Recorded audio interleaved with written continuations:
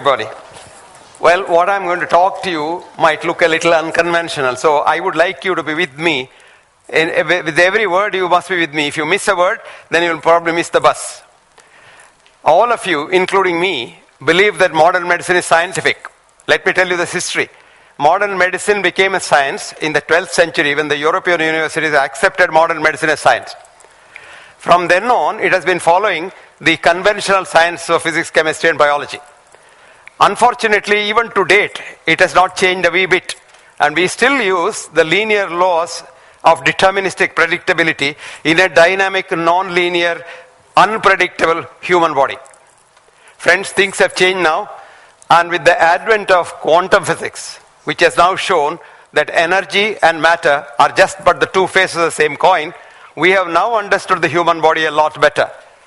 It was a few years ago that Dr. Alexis Carrel, a Nobel laureate medical scientist, wrote a book called Man the Unknown, where he said, there is no science of man, full stop. Now I have written a book called Man the Known, and I'll tell you what the medical science now believes and should believe in future as the science base of what we do to our patients, hapless patients, because patients have a lot of faith in us and that's what's curing them. Now come back to modern medical quantum physical concept of human body. It was Max Planck who said, consciousness is fundamental. Consciousness now is known as the universal energy, which you can call by different names. Some people call it as God, some people call it as nature.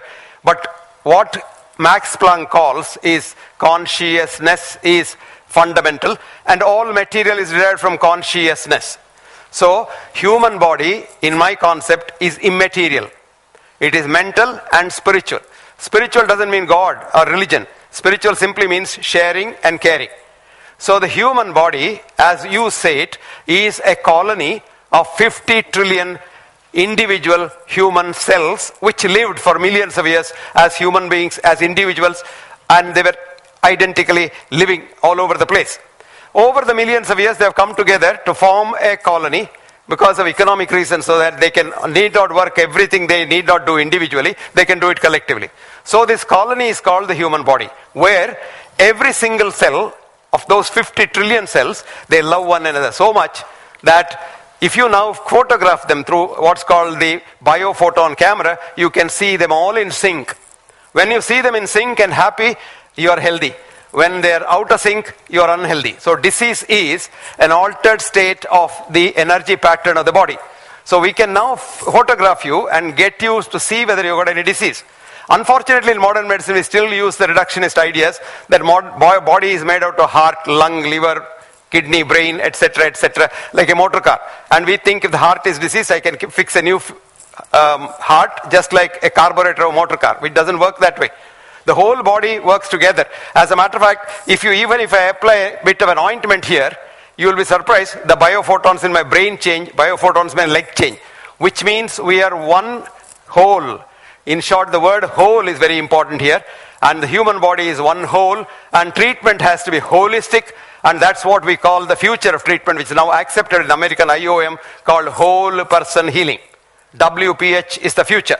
Now I come back to all of us. Now the cells in me love the cells in you, because you and I are the same energy and different parts of the same whole consciousness. We are bits of individual consciousness. And this follows the Indian philosophy of Sankhya, where if you take a bit from the whole remains a whole, the bit becomes a whole. And this is the concept, and you will be surprised, there's now a mathematical calculation for this, a beautiful mathematical formula, which is very difficult even for great mathematicians to unravel. And it simply says that my cells love your cells. Now supposing I hate you, let us say, I want to destroy you, I hate you. Then what happens is these cells get confused, and if I hate you, my own cells hate my own body, and I get disease. We didn't know why one gets disease. We only knew in linear mathematics how one gets disease. Today, with quantum physics, we can say, why do you get a disease? I have written an article which you can read, it's on the internet. It's called grudgitis. You heard about appendicitis, you heard about pancreatitis, you heard about tonsillitis, but this is grudgitis. When you grudge others, you want to hate someone. Friends, it is the mind that destroys you. It's the mind that really keeps you going. Now what happens with this sort of a thing is, when once you love another human being, that's what is called spirituality. Spirituality simply means sharing and caring. When I love others, want to share with others, my health improves. That's exactly what Ayurveda said, aptopasevi bhavet arogyam. If you treat everyone as your near and dear ones, you will be healthy.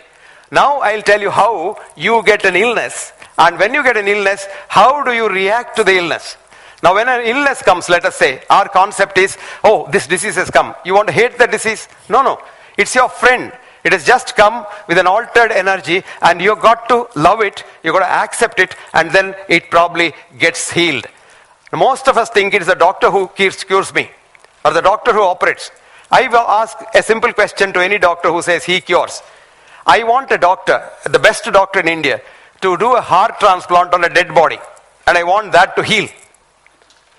A heart transplant, even if the best doctor does it, heals only when the man is alive. And that is through what is called the immune system. Thank God, God has given us an immune system. Otherwise, our cells love so much that when once you come into this room, all of us would have been one syncytium, one mass of cells. We wouldn't have gone out individually. Individually we look because of the individual immune systems. But it's only a Maya.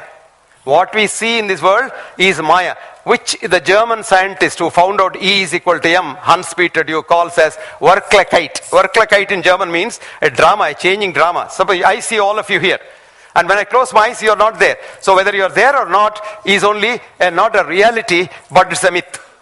Now this is the concept. If you understand, you can understand this is better. Now when you come to the cell, individual cell, as you see here, this is an individual. Whole individual is this cell. It can do everything that you do. It can breathe, it can understand, it can think, it can eat, it can excrete, everything it does. Now when they come together, they become a body, and they do all this together. But over there they found, instead of everybody doing everything, let some people do certain works. So they had different kinds of cells, which look different by in shape, but they all work together. So cells in the liver do something which is a metabolic thing, it's a chemistry factory. The heart, it's just a pumping machine, or a machine which gives a twist to the blood flow. Or the brain, which coordinates the whole body. So there are different kinds of cells, but the working is the same. Even a cancer cell, I'm stressing on this, even a cancer cell works exactly like a normal cell.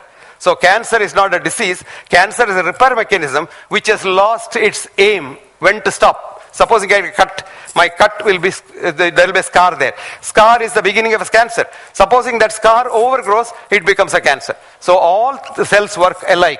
Now, like if you see the cell wall, this is the most important part of the cell. When the cell, this is a cell wall, individual cell wall, which is a bilipid layer. You see those two rows of the fresh limes, they are all the lipid layers. Now, so much so this doesn't allow anything to go into the cell or come out of the cell. But there are those parts, the red thing called transmembrane protein, which has a channel to go in and out. And above that, you have the antenna to connect with the outside. Now, you are born on the day your mother's ovum meets your father's spermatozoon, and you become one protein speck, one cell, which is called the zygote. And that cell, its antenna, gets the connection from the universal consciousness. And you know, the man who was studying this was an atheist. And he was studying this, and he found suddenly, oh, this has become now live. And when you die, the consciousness just leaves you and you die. So much so he described human life as a television picture. You switch on the television, Lata Mangeshkar or the Hema Malini is dancing. Now, after some time you get fed up with the dance, you switch it off, Hema Malini is dead. Now, if you go to the dining room when your wife calls, and there she is putting on the television, Hema Malini is dancing there. So human being is like that. When you are born like the television screen, I am like the television screen, I am dancing here. But when I die, I disappear. But I am not in the television screen. Remember that? What is in the television screen is the energy. So we are all energy, and we are immaterial, and that energy is the most important thing. And that's what the cell wall does. But the cell wall is a connection. And the connection shows how you can connect with the world. And the cell wall connection is the ligand which connects you with anything that you want. And that's where our whole universe connects with us through that ligand. And if you get disconnected from there, you probably die off. Now, future treatment of diseases, future therapeutics is not with chemicals. Because these chemicals that we put into the system, whatever be it, it's maybe aspirin to statin, the chemicals are reductionist molecules, which work chemistry-wise as dextrorotatory molecules, where the human molecules work levorotatory. So it's a square plug in a round hole. So each time you take a medicine, irrespective of what medicine it is, the body says it is something outside, it's a poison. So the medicine is sent to the liver. So the liver tries to destroy it to the extent possible. Now, what remains after the liver destroys comes out, which we teach our students as a first pass effect. After it passes through the liver, what comes out? And that's what we think affects. But in the bargain, every single medicine that we have put in, damages the liver. So it's no surprise that today's audit has shown, especially in the United States of America, because we don't have audit in India, that the leading cause of death, one of the leading causes of death is adverse drug reactions, ADR. Coming back to the future treatment is only through energy. And there are various kinds of energy treatments which our ancestors used to do. A lot of occult energies are being used, like pranic healing, Reiki, pranayama, yoga, etc., etc. But we have been working on the known three energies: electromagnetic energy, nuclear energy, and probably gravitational energy in some way. And this we have been doing for the last about 15 years. And we have got an organization called the World Academy of Authentic Healing Sciences, where I've got 15 scientists working with me. Now this is the photograph of the energy pattern. This is the thing that we're working on. Water, for example, homeopathic medicines. This is water structure that is gone. The water structure is something which is very fascinating. It's got loose bonds.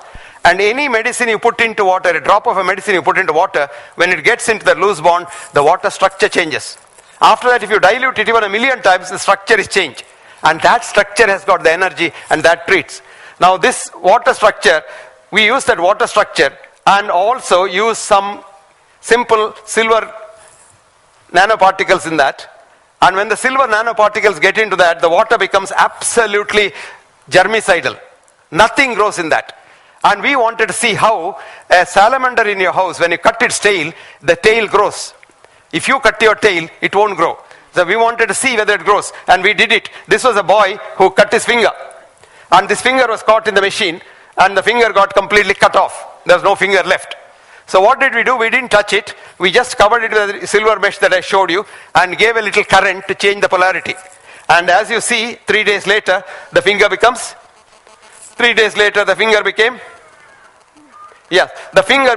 cleaner and clearer. 3 days later, the finger became, almost after 1 month, the finger became normal. And if you want to know what the finger was like before, that's where the finger was, and that's where the finger today is. So we have now been using it for various other things. Like, for example, when a policeman in Chennai came with this big bag of pus with his diabetic foot, the doctors wanted to cut off the foot. But this man refused, because he said, if you cut off the foot, next life I will not have a foot at all. So he wanted to do something or die. So we cleaned the whole thing and put our energy machine into it. Next slide. And you see, after 3 months, he has got a normal foot. And here is another lady of mine who has got a blood pressure of 240 by 140, and she had a block in this vessel here. Whole aorta was blocked below the kidney. You can see there's no runoff at all. And the kidneys were so small. So I put the machine there. It's just like a cell phone. And 3 months later, what you see is lot of new vessels have grown. The kidneys have become normal. Her blood pressure came down to 120 by 80, and she is very happy. She's walking about. Now we have been doing this for various things, starting from cancer to common cold. You can use energy, and we are refining it. Our job is to authenticate simple healing methods in any system, be it Ayurveda, homeopathy, or any system for that matter, because all systems simply means something that you help the patient to heal. And who heals? The patient himself heals. Why he heals that? His body naturally has to heal. I'll give you an example. Man gets a heart attack, God forbid. Now what happens is, at the center of the heart attack, the cells die. The minute the cells die, if nobody does anything and no doctor interferes, the neighboring cells say, oh my God, my friend has died. They love one another so much. They slip out and come there and occupy. There's a second stage. Cell death is stage 1. The second stage is cell slipping. When the cell slips out, there's a mother holding the cell, which is cement, which we call as collagen. The mother says, where has my son gone? And the mother knows my son would never go for anything other than helping others. He must have gone to help somebody. I will also help him. So it produces more collagen. So fibroblastic proliferation. You got a very strong scar. Now the cells far away, they can't do that. They feel bad. I have not done anything. So they say, okay, let me become stronger. So they become hypertrophied. 4 things happen: cell death, cell slipping, fibroblastic proliferation, and hypertrophy. These 4 things, what is called remodel the whole heart. So if you get a heart attack, and if you're lucky not to die, because 60% of people who get a heart attack don't even get to see next second, they die. The remaining 40% bakras only we do all kinds of things. But even those, by chance, they don't come to the hospital and still survive, they probably get a beautiful heart. A study in Bristol and Sheffield showed that heart attack patients with good risk, which means heart attack patients who have no pain and who are alive, are better off left at home than taken to the hospital and then looked after, because mortality is much better left at home. Now this is because the body heals itself. And this healing is a process which can be helped by our lifestyle. So the future must be for wellness lifestyle, which Ayurveda says, swastasya swastha rakshitam. Preserve the health of the well. And this is what I call as a wellness concept, which requires simple things. One, most important thing is the mind. The mind filled with universal compassion. Mind without negative feelings. No hatred, no jealousy, no greed, no pride, no anger. Because you don't have to be pride, because for every cell in your body, you have 9 cells which are the germ cells. Not your cells, because germs are a part of us. So how can you say, I am somebody, I am nobody. Even to say I must get 9 germ cells permission for 1 cell of mine. So once you know that, you become so humble. And humility in Indian concept is the virtue of education. And humility is a health-giving thing. So if you are humble and genuinely compassionate, you will be very healthy. Next thing is, eat in moderation. Whatever you want to eat in very, very less, and then every day have some exercise. And do something for others. This is the most important thing. Kshamavan aptopasevi bhavet arogyam. And data, be a data, be a giver. Human body is not a machine made out of different parts. Human body is a colony of happy 50 trillion cells with 2.5 trillion germs, of all kinds of germs. So friends, it's very simple. Again, healthy living is simple living, high thinking, loving others, and trying to do something for society. Thank you very much.